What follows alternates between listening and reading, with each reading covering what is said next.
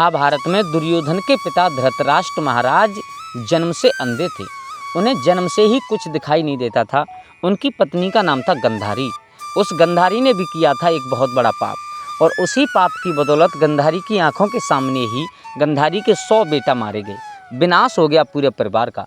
कौन सा पाप किया था गंधारी ने? धृतराष्ट्र महाराज अंधे थे और उनकी पत्नी गंधारी ने एक ऐसा पाप किया था जिस कहानी को सुनकर के आप अचंभे में पड़ जाओगे। बहुत अजीब कहानी है और ये कोई मनगढ़ंत कहानी नहीं है, प्रमाणित कहानी। अगर किसी को शंका हो तो हम आपको दिखा सकते हैं, पूछ सकते हो आप कमेंट बॉक्स में कि कौन कहाँ से और कैसे ये कथा मिली। दोस्तों आ जाओ, इस कथा के बारे में हम आपको समझाते हैं। कथा प्रारंभ करने से पहले आप लोगों से एक निवेदन है, अगर आप हमारे गजब ज्ञान यूट्यूब चैनल पर नए दर्शक मेहमान बंधु बनकर के आएँ तो प्लीज़ हमारे चैनल को सब्सक्राइब करिएगा और हो सके तो अपने परिवार और दोस्तों के साथ में शेयर ज़रूर करिएगा, क्योंकि उन लोगों को भी इस वीडियो का लाभ मिले, उन लोगों को भी इस वीडियो का फ़ायदा मिले। तो दोस्तों आप लोगों का ज़्यादा समय बर्बाद ना करते हुए आओ कहानी प्रारंभ करते हैं। तो आप लोगों को एक बात बता दूं, गांधारी मैया ने जो पाप किया था उस पाप की कहानी सुनने से पहले आपको आइए थोड़ा सा पीछे बताते हैं। जब आप पीछे से सुनोगे तो आपकी पूरी बात समझ में आ जाएगी कि हस्तिनापुर के राजा हुए थे जिनका नाम था महाराज शांतनु। शांतनु महाराज का विवाह हुआ था गंगा के साथ में। तो गंगा ने अपने हाथों से और अपने ही उदर से जन्म दे करके 7 बेटाओं को मार दिया था। 7 बेटाओं को गंगा में बहा दिया था, गंगा की धार में बहा दिया था गंगा ने। 8वें बेटा को मारना चाहती थी गंगा में बहाना चाहती थी, शांतनु महाराज ने रोक दिया। उसी बेटा का नाम देवव्रत पड़ा था। शांतनु महाराज ने रोक दिया तो बेटा को तो नहीं मारा 8वें को, लेकिन शांतनु महाराज को उसी दिन से छोड़ करके चली गई थी। जब गंगा जा रही थी तो शांतनु महाराज ने कहा था गंगा मेरी कोई गलती नहीं है, और दूसरी बात तुम जा रही हो चलो चली जाओ, लेकिन ये अबोध बालक है, इस बालक को अपने साथ में ले जाओ। तो मेरे भैया उस बालक को लेकर के गंगा देवलोक में गई और उसी बेटा का नाम पड़ा था देवव्रत। 11.5 साल तक देवलोक में रहा वो बालक। उसके बाद में हस्तिनापुर में गंगा उस बेटा को वापस लौटा करके चली गई और शांतनु महाराज से कहा महाराज ये तुम्हारा बेटा है, चाहे विवाह करना, चाहे राज सिंहासन देना, चाहे राजा बनाना, कुछ भी करना, ये तुम्हारा बेटा है, तुम जानो।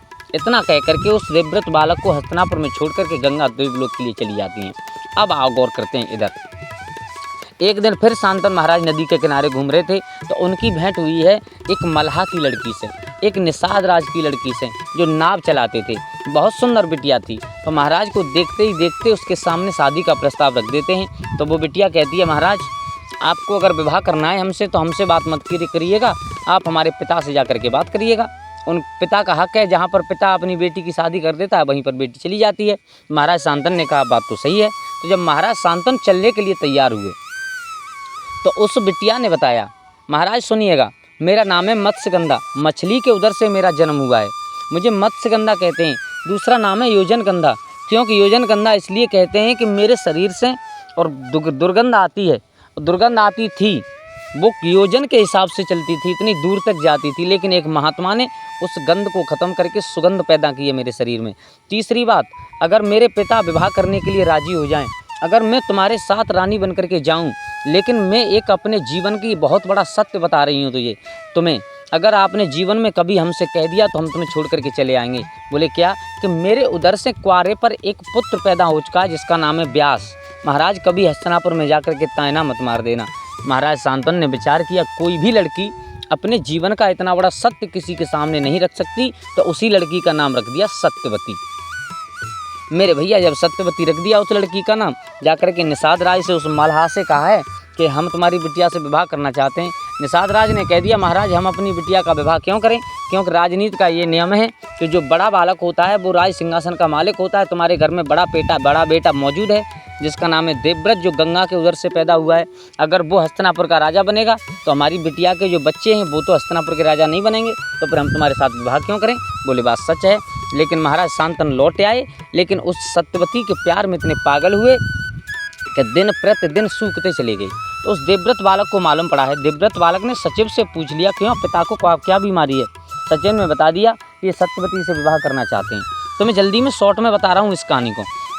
विवाह करना चाहते हैं तो उस देवव्रत बालक ने कहा तो विवाह कर लें, क्योंकि समर्थकों का दोष गुसाई, समर्थवान राजा समर्थवान होता है, एक नहीं 4 विवाह करे उसको कोई दोष नहीं होता। शिव ने बताया बेटा अब तक तो तुम्हारे घर में तुम्हारी मौसी आ जाती, तुम्हारे पिता विवाह करके वापस ले आते, लेकिन ये हस्तिनापुर का राज सिंहासन बीच में है, बोले क्यों? बोले उस निषाद राज ने ये कहा है कि बेटा तुम बड़े हो और तुम जब हस्तिनापुर के मालिक होगे तो वो अपनी बिटिया का विवाह नहीं करना चाहता। तो देखो पिता के प्रति कितनी बड़ी प्रतिज्ञा की थी उस देवव्रत बालक ने। उस देवव्रत बालक ने जाकर के और उस निषाद राज से कहा कि तुम अपनी बिटिया का विवाह हमारे पिता के साथ कर दीजिएगा। उसने कहा बेटा जो तुमसे तुम्हारे पिता से बात कही थी वही हम तुमसे कह रहे हैं, हम विवाह नहीं करेंगे क्योंकि हस्तिनापुर के मालिक तुम हो। तो देखो उसी जगह पर अपने पिता के प्रति उस बालक ने इतना बड़ा प्रण किया है कि मैं जीते जी हस्तिनापुर के सिंहासन पर कदम नहीं रखूँगा और कभी भी अपना जीवन विवाह नहीं करूँगा, कभी भी स्त्री जात का भोग नहीं भोगूंगा। मेरे भैया इतनी बात कह करके निषाद राज ने अपनी बिटिया सत्यवती का विवाह शांतनु महाराज के साथ में कर दिया। बड़े हंसी खुशी के साथ में रहने लगे। 2 पुत्र पैदा हुए, एक का नाम था चित्रांगद, एक का नाम था विचित्रवीर। और बड़े बेटा थे शांतनु महाराज के जिनका नाम था देवव्रत, यानी उनका नाम पड़ गया था भीष्म। जब भीष्म प्रतिज्ञा की थी भीष्म महाराज, भीष्म पितामह। अब मेरे भैया अब क्या हुआ, अब एक दिन भीष्म पितामह बहुत बड़े बलवान थे, बहुत बड़े। तो भीष्म पितामह ने काशीराज महाराज को जीत करके उनकी 3 बिटियाँ लाए थे अपने साथ। 2 बिटियाओं का जिनका नाम था अम्बा, अंबिका, अम्बालिका, तीनों बिटियाओं को लाए। 2 बिटियाओं का विवाह अपने भाइयों के साथ में कर दिया।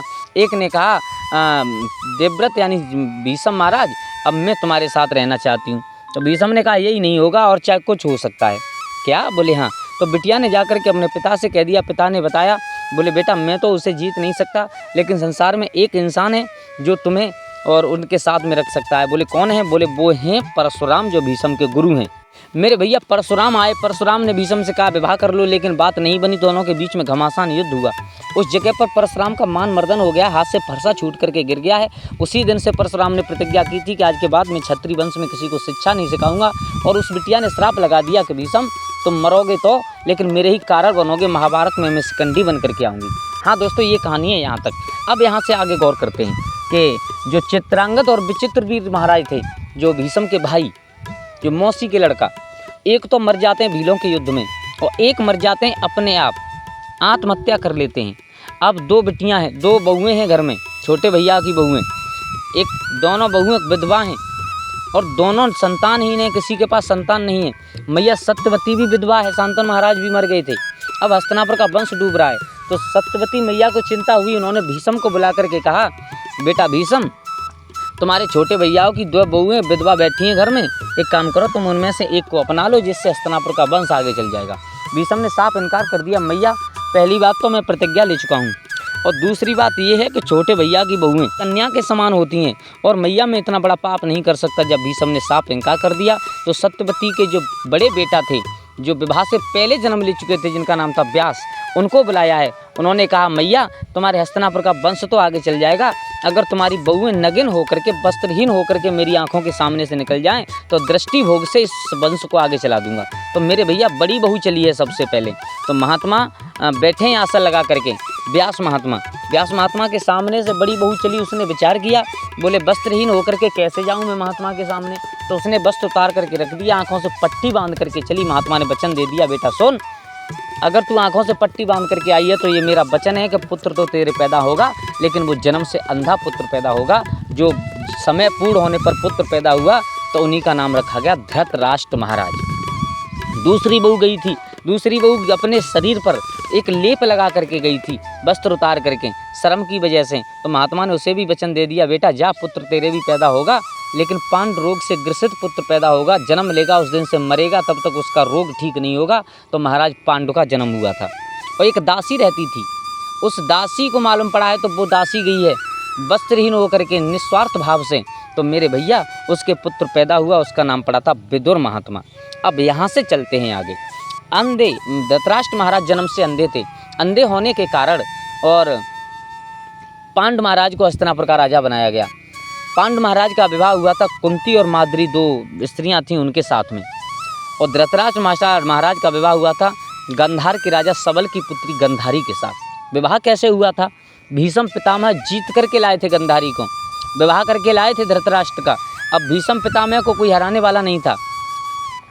तो भीष्म पितामह ने जब चढ़ाई करके गंधार नरेश को हरा दिया था, उनकी बिटिया का विवाह अपने भाई, अपने बेटा, जो कुछ भी मानो, उनके साथ में करा दिया था। तो जो गंधारी का भाई था, उसने प्रतिज्ञा दी थी कि एक अंधे इंसान के साथ में मेरी बहन का विवाह करा दिया है, मैं इस हस्तिनापुर का विनाश करवा दूंगा। उसी दिन से साथ में आए थे, गंधारी के भाई थे। और गंधारी को मालूम पड़ा कि मेरे पति ने संसार में जन्म लेकर के संसार को नहीं देखा, तो आँखों पे पट्टी बांध ली थी। मेरे भैया महाराज धृतराष्ट्र के 100 पुत्र हुए, एक बिटिया थी। 100 पुत्रों में थे, सबसे बड़े बेटा का नाम था दुर्योधन। दुर्योधन, दुष्बर, कीटवान, कीटकेतु, रणभद्र, विकट, ऐसे ऐसे महान इत्यादि 100 बेटा थे।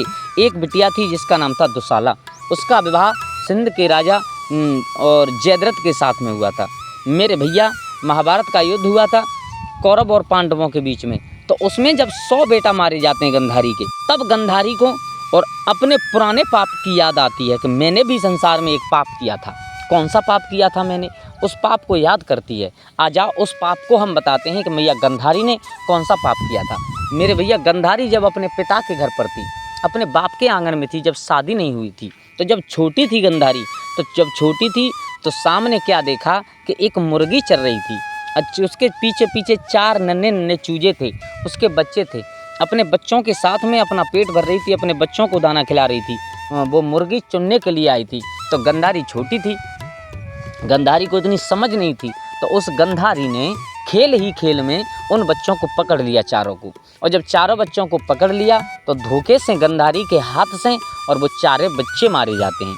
मेरे भैया जब चारों बच्चे मारे गए तो गंधारी एकदम डर के पीछे हट गई। और जब मुर्गी को मालूम पड़ा, जो उन बच्चों की माँ थी, उसने देखा, बोले इस गंधारी ने मेरे चारों बेटाओं को मार दिया, चारों बच्चों को मार दिया। तो आज वो मुर्गी बहुत रोई है, उस चारों बच्चों की लाश पर बैठ करके बहुत ज़्यादा रोई। और मेरे भैया जब इतनी रोई, एकदम क्रोध आ गया, तो उस मुर्गी ने श्राप लगा दिया था गंधारी को। कौन सा श्राप लगा दिया? आज जिस प्रकार चारों बेटाओं की लाश पर, चारों बच्चों की लाश पर मैं बैठ करके रो रही हूँ, गंधारी मेरा श्राप है तुझे कि तेरे एक नहीं, तेरे 100 बेटा होंगे और 100 बेटा तेरी ही आँखों के सामने मारे जाएंगे। जिस प्रकार आज मैं दुखी हूँ, अपने एक बच्चे को भी जिंदा नहीं देख पा रही हूँ, उसी प्रकार तू भी अपने 100 बेटाओं को अपनी आंखों के सामने मरा हुआ देखेगी, तब मेरा बदला पूरा होगा। ये श्राप दिया था मुर्गी ने गंधारी को। तो गंधारी ने भी दोस्तों एक छोटा सा पाप किया था। दोस्तों कैसी लगी आप लोगों को हमारी ये कहानी? अगर अच्छी लगी हो तो प्लीज़ हमारे चैनल को सब्सक्राइब करिएगा, और हो सके तो अपने परिवार और दोस्तों के साथ में शेयर ज़रूर करिएगा।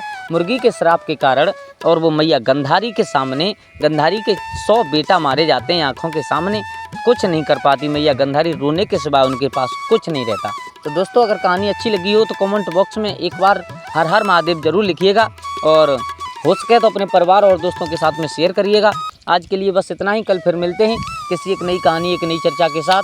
तब तक के लिए सभी लोग आनंदित रहें, खुश रहें। जय श्री राधे, जय श्री राम।